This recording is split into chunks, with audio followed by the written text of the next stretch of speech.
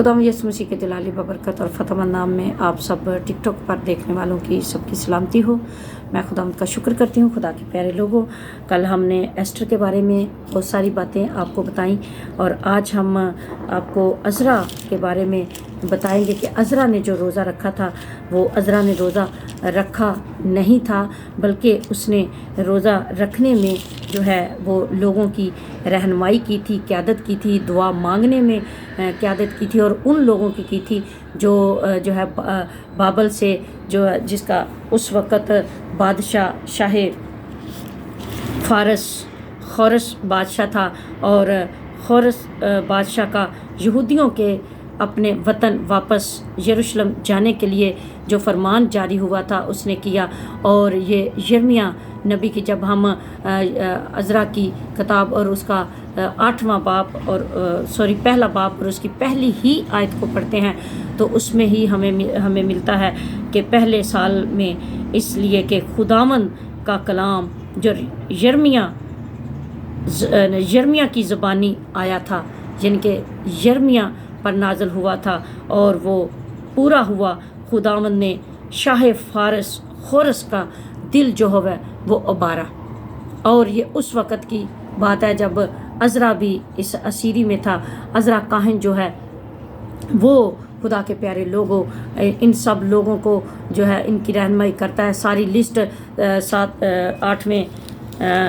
7वें बाब की जो हम देखते हैं कि किस तरह से जो है 6ठे बाब की पहली आयत से असीरी से वापस आने वाले लोगों की फहरिस्त जो है वो पूरी हमें मिलती है और ये 6ठे बाब में है। फिर उसके बाद हम देखते हैं 6ठे बाब में नहीं, दूसरे बाब में है और फिर उसमें हम देखते हैं कि जो ख़त भी उसने दिए हैं, बादशाह ने लिख कर फरमान दिए हैं, वो ख़त दिए हैं। और उसके बाद इन सब की जितने लोग जो हैं वो असीरी में आए हैं, उनकी जो है अज़रा रहनुमाई करता है, उनका लीडर है और उनकी क़यादत कर रहा है। और वो कहता है कि मैंने बादशाह से, मैंने नहीं बल्कि वो 23वीं आयत में लिखा है, हमने 22वीं आयत में 8वां बाब और उसकी 22वीं आयत में लिखा है। मैं आपको पढ़ देती हूँ क्योंकि टाइम बहुत हो जाएगा।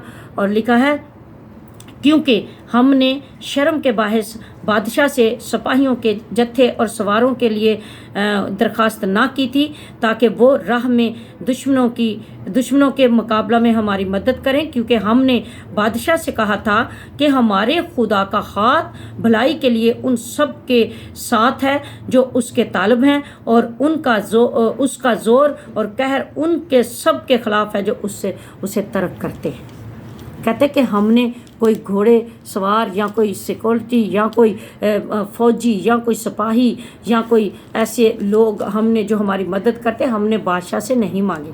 हम का यहाँ लफ्ज़ आया है, मतलब कि जितने वो सीरी के लिए निकले हैं, वापसी जाने के लिए यरूशलेम के लिए निकले हैं, उन सब ने तो आगे पहली आयत में साफ लिखा है कि आगे लिखा है, तब मैंने हवा के दरिया पर रोज़ा की मनादी करवाई ताकि हम अपने खुदा के हजूर उससे अपने बाल बच्चों और अपने माल के लिए और सीधी राह तलब करने की फ़रोतन बन